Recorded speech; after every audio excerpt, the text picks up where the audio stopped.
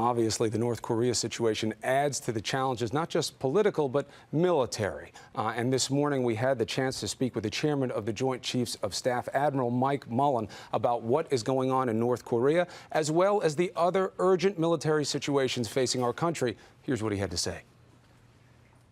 Thank you for joining us this morning, sir. Good morning, Chris. So let's deal with the news. Some scary numbers here. This bomb, 10 to 20 kilotons, 3 short. Korea is a threat to us. What's your take on that? Well, sure. I mean, we believe that North Korea continues to pursue a nuclear weapons program, and a North Korea with nuclear weapons poses a great danger to its neighbors. They've also recently launched longer-range missiles pursuing literally ICBM kinds of missiles, and in the long run, a state like North Korea with nuclear weapons and the ability to fire those kind of missiles long-range pose a threat to the United States. Let's shift to a more urgent situation, Afghanistan. How confident are you that you have a strategy in place to deal with perhaps the most difficult situation facing the U.S. military today? Well, the troops who are actually being added to Afghanistan as we speak, I think will make a big difference from a security standpoint. We've got to get to a point where we provide security for the Afghan people. I believe the Afghan people are really the center of gravity for Afghanistan. I think the troop numbers that we send this year, an additional 21,000 troops, both combat troops and trainers for the Afghan Army and the Afghan police, will start to stem the tide in terms of violence going in the wrong direction. Given that, I think we can move in the economy and also the governance at all levels in Afghanistan to start to turn it around.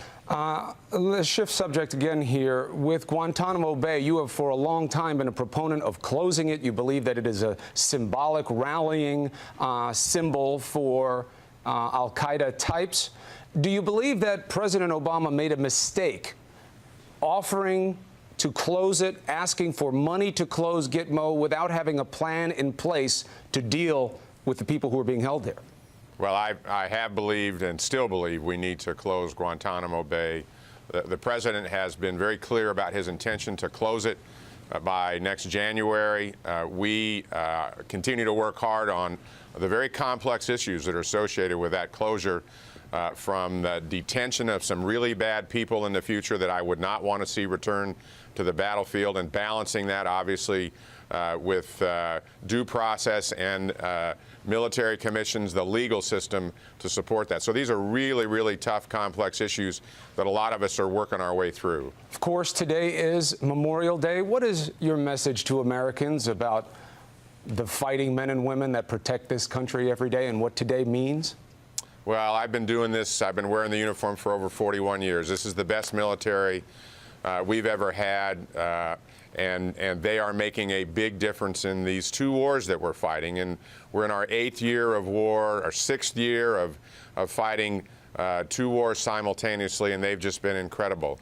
We need to remember that sacrifice, remember the sacrifice of those we've lost, almost 5,000, over 30,000, or sorry, over 36,000 who have been wounded. Remember them and their families. Again, they are the best ever. They are resolved to make a difference and win and succeed in these two wars. And it's also a time for us, I think, as Americans, to renew our commitment to them and their families, and have communities throughout the land reach to them and ensure those who've sacrificed so much are recognized and taken care of. Continue our commitment of the troops when they come back home. A strong and important message. Thank you very much, Admiral, and thanks to you for your service to the country. The best to you on Memorial Day. Thank you very much.